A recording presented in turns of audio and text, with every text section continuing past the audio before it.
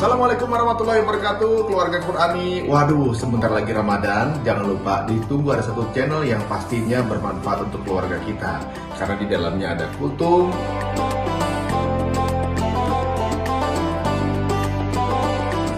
ada tadarus tadabbur perjus semalam,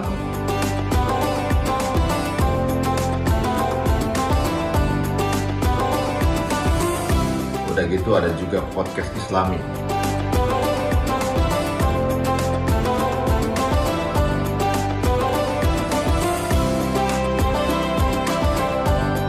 Ini miliknya guru kita Ustaz Fahmi Salim, tentunya di UFS Official Channel di YouTube-nya. Makanya nontonnya sekeluarga supaya bisa masuk surganya juga sekeluarga. Assalamualaikum warahmatullahi wabarakatuh.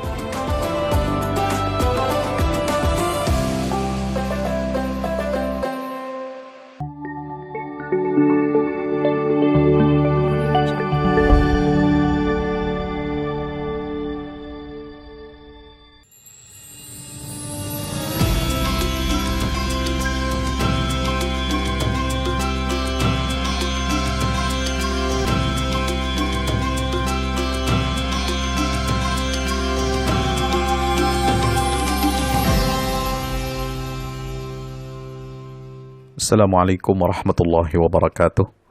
Sahabat tafsir Quran rahmat Allah Ta'ala, bersyukur kepada Allah, berselawat kepada baginda Rasulullah SAW.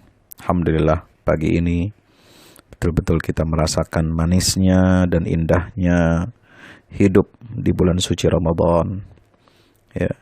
Sapa pagi kita kali ini adalah merenungi, mentadabburi firman Allah dalam surat At-Taghabun, surat ke-64 ayat 16, di mana Allah Ta'ala berfirman, fattaqullaha mastata'tum wasma'u wa ati'u wa anfiqu khairan li anfusikum wa may yuqa shuhha nafsihi fa ulaika humul muflihun. Sahabat tafsir yang dirahmati Allah, Allah telah merintahkan kita untuk bertakwa. Fattaqullah. Perintah itu juga seringkali diucapkan seorang muslim kepada saudara muslim lainnya sebagai nasihat. Ittaqillah. Bertakwalah kepada Allah. Sebagaimana juga pesan Nabi SAW yang diriwayatkan oleh Imam At-Tirmidzi dan Ahmad. Ittaqillah haitsu ma kunta wa atbi'is sayyi'atal hasanata tamhuha. Bertakwalah kalian pada Allah dimanapun kamu berada dan ikutilah keburukan dengan kebaikan, yang insya Allah kebaikan itu akan menghapus jejak keburukan. Nasihat untuk senantiasa bertakwa juga disampaikan oleh para khatib setiap pekannya dalam khutbah Jumat.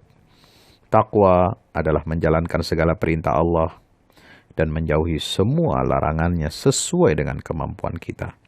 Karena itu dalam ayat di atas, Allah memerintahkan kita untuk bertakwa sesuai dengan batas kesanggupan kita sebagai manusia. Mastata'tum, tidak memaksakan diri dan berlebih-lebihan, dan juga tidak bermalas-malasan dengan mengurang-uranginya.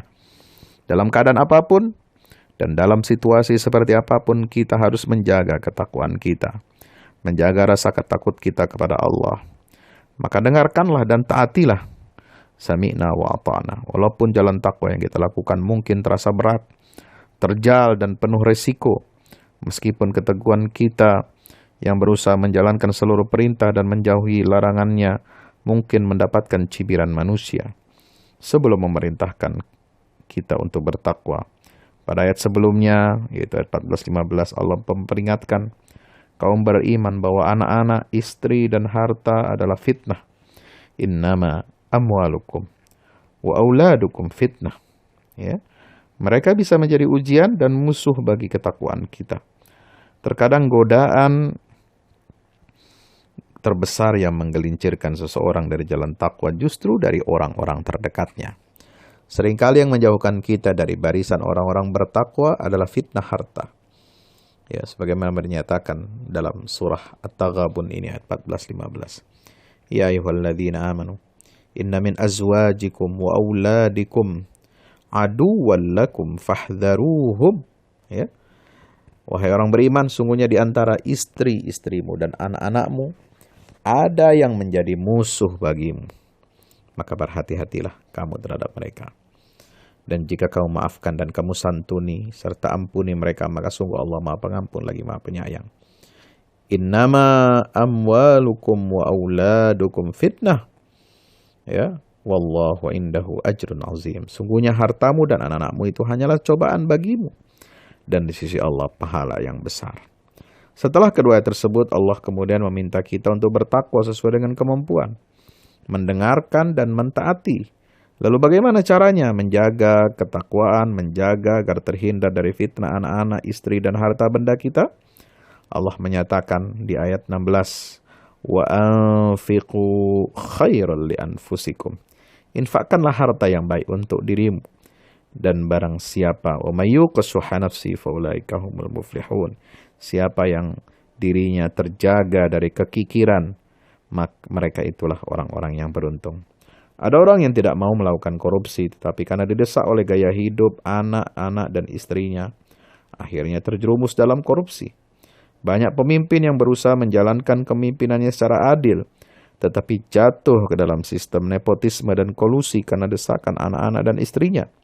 Tidak semua orang saleh atau orang yang sukses kemudian diikuti jejaknya oleh anak-anak dan istrinya.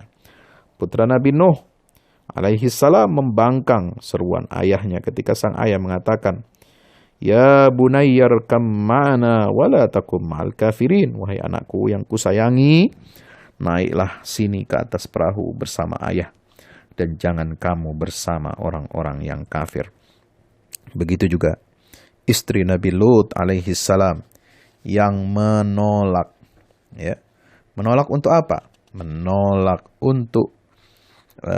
seruan keimanan dari suaminya sehingga dia tetap dalam keadaan kufur. Masih banyak lagi contoh-contoh yang lainnya. Karena itu, melakukan tarbiyah, pendidikan kepada anak-anak dan istri adalah upaya menjaga ketakwaan kita. Mereka harus dididik untuk takut kepada Allah, dibina untuk sama-sama menempuh jalan ketakwaan, sehingga sekeluarga bisa meraih surga secara bersama-sama. Selain itu, memilih pasangan hidup yang baik, akhlak dan agamanya juga merupakan cara untuk menjaga ketakwaan kita. Bahkan teman bergaul pun perlu sekali kita pilih, sehingga dapat meringankan langkah kita agar istiqomah dalam beragama. Para ulama menyatakan, jalan istiqomah itu sangat sulit. Yang dapat meringankannya adalah adanya kawan atau teman seperjuangan. Teman yang bertakwa akan ikut menentukan seberapa kuat dan setia kita untuk meniti jalan menuju ridha Allah.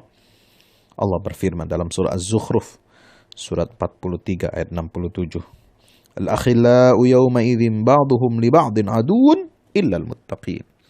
Teman-teman yang akrab pada hari itu sebagiannya menjadi musuh bagi sebagian yang lain, kecuali orang-orang yang bertakwa. Sebagaimana ayahanda kita Nabi Allah Ibrahim juga menegaskan bahwa keakraban dan kecintaan antara kaum musyrikin dengan berhala sesembahannya di dunia ini akan berbalik arah. Mereka saling mengingkari dan saling melaknat, serta berujung tragis di mereka semua, baik yang menyembah maupun yang disembah, akan dibakar bersama-sama di dalam neraka. Ya, maka dalam surat Al-Ankabut ayat 25, Ibrahim alaihi salam menyatakan, "Innamat takhadtum min dunillahi awthanan mawaddata bainikum." Ya. Innamat takhadtum min dunillahi awthanan mawaddata bainikum fil hayatid dunya wa yawmal qiyamati yakfuru ba'dukum ba'daw wa yal'anu ba'dukum ba'daw. Sungguhnya berhala-berhala yang kamu sembah selain Allah adalah untuk menciptakan perasaan kasih sayang di antara kamu saja dalam kehidupan dunia ini. Tetapi kemudian di hari kiamat sebagian kamu mengingkari sebagian yang lain, dan sebagian kamu melaknati sebagian yang lain. Dan tempat kembalimu adalah neraka. Dan sekali-kali tidak ada bagimu para penolong pun. Ada ayat yang turun kepada Rasulullah SAW menerangkan penyesalan tokoh musyrikin Quraisy yang salah jalan akibat salah memilih teman. Dialah Uqbah bin Abi Mu'ayyid. Ia digelari sebagai az-zalim, yaitu orang yang menganiaya diri sendiri. Dia lebih memilih ajakan Umayyah bin Khalaf daripada mengikuti seruan Muhammad bin Abdullah sallallahu alaihi wasallam. Maka perhatikanlah firman Allah berikut ini, yaitu surah 25 Al-Furqan ayat 27 sampai 29. Wa yauma ya'addu zalimu ala yadayhi yaqulu ya laitani ittakhadhtu ma'ar rasuli sabila. Ya wailata laitani lam attakhidh fulanan khalila. Laqad adallani 'anil dzikri ba'da idh ja'ani wa kana asy-syaitanu lil insani kafura. Ya. Ingatlah pada hari ketika itu orang yang zalim menggigit dua tangannya, jari jemarinya, seraya berkata, aduhai, kiranya dulu aku mengambil jalan bersama-sama Rasulullah. Kecelakaan besarlah bagiku. Kiranya aku dulu tidak menjadikan si fulan itu teman akrabku. Sungguhnya dia telah menyesatkan aku dari Al-Quran ketika Al-Quran itu telah datang kepadaku dan adalah setan itu tidak mau menolong manusia. Atau tengok dan perhatikanlah firman Allah tentang akibat buruk yang harus dipikul oleh orang-orang yang salah memberikan loyalitasnya tidak kepada Allah dan Rasulnya, melain kepada pemimpin dan penguasa palsu. Allah Ta'ala berfirman, Yauma tuqallabu wujuhuhum finnar, yaquluna, ya laita baini wa bainaka ba'dan, ya laitana ata'na Allah wa ata'na Rasula. Ya, pada hari ketika muka mereka dibolak-balikkan dalam neraka, maka mereka berkata, alangkah baiknya andai kata kami dulu taat kepada Allah dan taat pula kepada Rasul. Lalu mereka berkata, ya Tuhan kami, ya Rabbana, yaquluna Rabbana inna ata'na sadatana wa kubara'ana fa'adalluna as-sabil. Rabbana atihim dhi'faini minal adzabi wal anhum la'nan kabira. Ya, mereka berkata, ya Tuhan kami, sungguhnya kami telah mentaati pemimpin-pemimpin dan pembesar-pembesar kami. Lalu mereka menyesatkan kami dari jalan yang benar. Ya Tuhan kami, timpakanlah kepada mereka azab 2 kali lipat dan kutuklah mereka dengan kutukan yang besar. Surat 33 Al-Ahzab ayat 66-68. Alangkah indah dan bahagianya dua orang hamba Allah yang saling mencintai karena Allah. Meski di dunia jarak jauh memisahkan keduanya, tetapi di hari kiamat kelak Allah akan menghimpun keduanya di dalam surga. Seraya berkata sebagaimana diriwayatkan oleh Imam Ibnu Asakir melalui jalur Abu Hurairah radhiyallahu anhu, inilah orang yang engkau cintai karena aku. Masya Allah. Ketakwaan itu ternyata bisa mengantarkan dua sahabat akrab masuk ke dalam surga Allah Azza wa Jalla. Bertakwa sesuai kemampuan kita, sahabat tafsiran dirahmati Allah, adalah dengan mengukur kondisi atau realitas objektif kita. Kalau kita tidak bisa sholat dengan berdiri karena sakit, kita bisa sholat dengan duduk atau berbaring. Kalau kita sanggup berinfak 10.000 rupiah, maka jangan memaksakan diri untuk berinfak lebih dari itu, sehingga berakibat kebutuhan kita tidak tercukupi. Kalau kita tidak ada uang untuk bersedekah, kita bisa menggantinya dengan tegur sapa, memberi salam, dan tersenyum kepada sesama saudara. Kalimat mastata'tum artinya semaksimal dan seoptimal mungkin yang sudah kita usahakan. Kaidah ini jugalah yang dipegang oleh para tokoh umat dan pendiri bangsa dalam merawat dan menjaga keutuhan negeri ini. Kiai Hasyim Asy'ari, Kiai Ahmad Dahlan, Muhammad Nasir, Buya Hamka, dan lain sebagainya menyadari bahwa upaya menegakkan syariat Islam di negeri ini harus ditempuh dengan cara-cara takwa yang sesuai dengan kondisi dan kemampuan kita. Tidak boleh kita ghulu, ekstrim dalam upaya-upaya menegakkan syariat Islam itu dengan menempuh jalur kekerasan dan menghalalkan segala cara. Di sisi lain, tidak boleh juga kita berputus asa dan patah semangat untuk menegakkan syariat Islam itu. Semua ditempuh dengan cara-cara dakwah yang bertahap sesuai dengan kondisi dan kemampuan umat. Kaidah dari ayat-ayat Al-Quran itu harus kita fungsikan dalam semua level kehidupan. maka rakyat harus bertakwa, pemimpin harus bertakwa, orang tua harus bertakwa, para tokoh masyarakat juga harus bertakwa. Dengannya semua kebijakan dilandasi dengan ketakwaan. Aturan-aturan yang dibuat juga dilandasi oleh rasa takut kepada Allah Azza wa Jalla. Jangan kita menjadi orang yang hipokrit. Kita menulis dalam setiap awal frasa keputusan di negeri ini dengan rahmat Tuhan yang Maha Esa. Tapi kemudian isi daripada aturan kebijakan itu ternyata melanggar aturan syariat Allah Ta'ala. Maka Maha benar Allah Subhanahu wa Ta'ala dengan firman-Nya, "Ya ayyuhalladzina amanu taqullaha haqqa tuqatih wa la tamutunna illa wa antum muslimun." Wahai orang-orang yang beriman, bertakwalah kepada Allah dengan sebenar-benarnya takwa kepadanya, dan janganlah sekali-kali kamu mati melainkan dalam keadaan kamu beragama Islam. Surah Ali Imran ayat 102. Mudah-mudahan bermanfaat. Wassalamualaikum warahmatullahi wabarakatuh.